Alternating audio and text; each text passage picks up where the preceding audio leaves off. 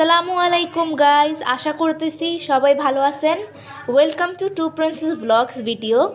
আপনারা হয়তোবা আমাকে নাই চিনতে পারেন, আমার ভয়েস হয়তোবা আপনারা এর আগে কোনো দিন শুনেন নাই, তাই আপনাদের জানার জন্য আমি বলতেছি টু প্রিন্সেস ব্লগস আপনারা যে দেখেন ওনার বড় মেয়ে আমি।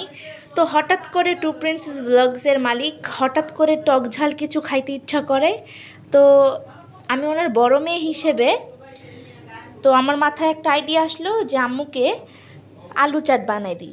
এর জন্য আলু চাটটা বানাবো। আম্মুর খুব মাথা ব্যথা, টক ঝাল কিছু খাইতে ইচ্ছা করতেছে, এর জন্য আমি আজকে বানাইতেছি, আমি ভিডিও করব, আমি রান্না করব নিজের হাতে, দেখি কি হয়। তো অ্যাট ফার্স্টে আলু চাট বানাতে যেগুলো লাগে হচ্ছে টমেটো, আমি এখানে শসা, লেবু, ধনিয়া পাতা, প্রাণ সস, আর হচ্ছে তেঁতুলের টক, লবণ, আর আমি এখানে 1 প্যাকেট চিপস, আর হচ্ছে এখানে আলুগুলা কাইটা কিউব কিউব করে কাইটা আমি এখানে লবণ পানিতে ভিজায় রাখছি। তো এগুলোই লাগতেছে আলু চাট বানানোর মেইন উপকরণ।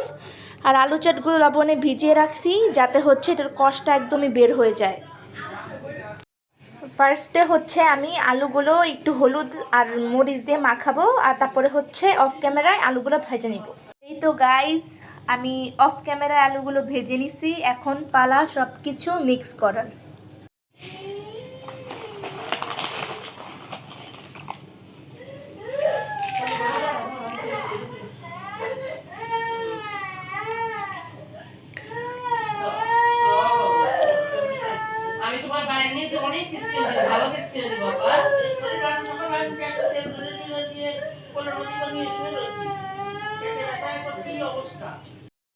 সবগুলো মিক্স করতে হবে ভালো মতো, আর স্বাদ মতো লবণও দিতে হবে। মিক্স করার পরে এই তো রেডি হয়ে গেছে আলু চাট। খুবই ইজি একটা রেসিপি, তোমরাও এটা বাসায় রেডি করে ফেলতে পারো। দেখি এত কষ্ট করে এটা মেক করলাম, দেখি আম্মু খেয়ে কী বলে, আম্মুর কাছে ভালো লাগে কিনা। সো চলো, এই তো হচ্ছে আমার আলু চাট, আর এখন আম্মুর কাছে নিয়ে যাব, দেখি আম্মু কি বলে।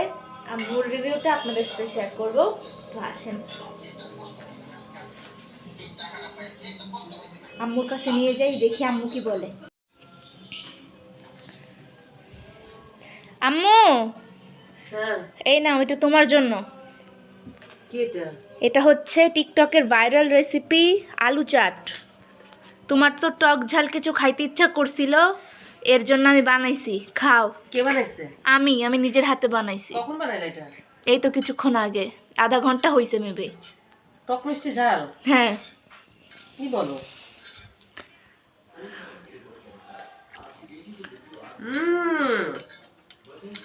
কেন শিখলা এটা?